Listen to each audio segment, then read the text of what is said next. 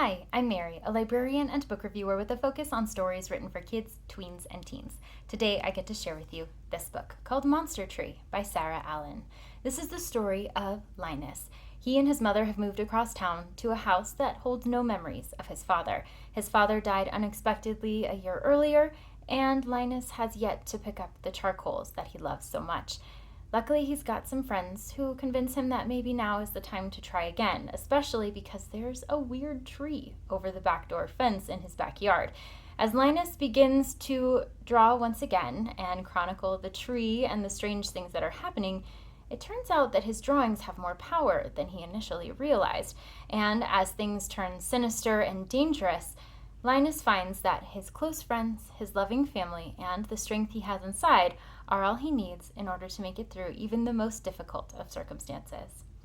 This book blends the nature of a middle grade story with a horror story, and all wrapped up in a boy's grief over the loss of his father in a way that is really connective for readers. Readers of all ages are going to find things within this book that will resonate with them, whether they've lost a parent or a loved one or not. And because it does have that horror story element, you have a lot of moments in this book that are pulse pounding, as there are some creatures that appear, some moments where you're not sure if everyone's going to be okay. And so the things that go bump in the night are definitely a part of this book. It is written with a middle grade audience in mind, and the characters are reflective of that as well. And even though Linus does have a loving family, and so do the other characters, most of the story takes place revolving around them. So much like Stranger Things, where you have characters who are young but also solving these major and unexpected crises around them, you have the power and strength that come from that middle grade age as they are starting to become more independent, as they are starting to see how the world works around them, and the fact that grown-ups don't always believe everything that kids see. So when these supernatural events take place around them, Linus has to be careful about the things that he shares with his mother to know whether or not she's going to believe him when it really matters.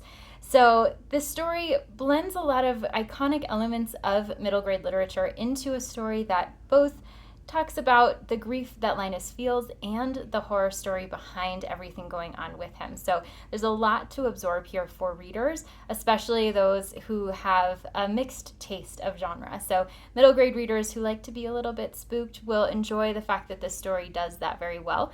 And readers who like to investigate grief through a slightly different lens will find this to be a really memorable book as well.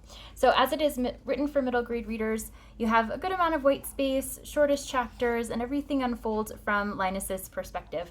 So you see everything that he's experiencing and of everything that he's feeling, especially as he's battling all of the things that come along with having grief over a lost loved one.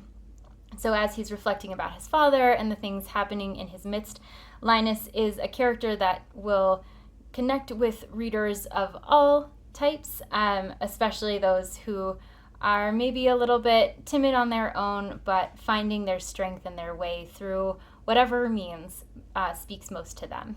If this sounds like a great fit for you or for someone you know, I hope you look for it wherever you get your books.